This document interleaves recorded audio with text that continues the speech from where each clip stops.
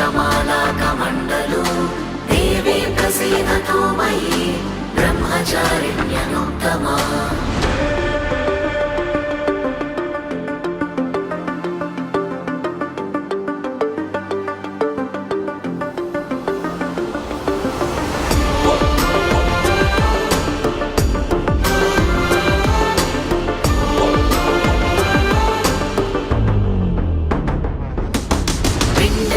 प्रवरारूढा चण्डकोपास्त्रकैर्युता प्रसादं तनुते मह्यं चन्द्रघण्टेति विश्रुता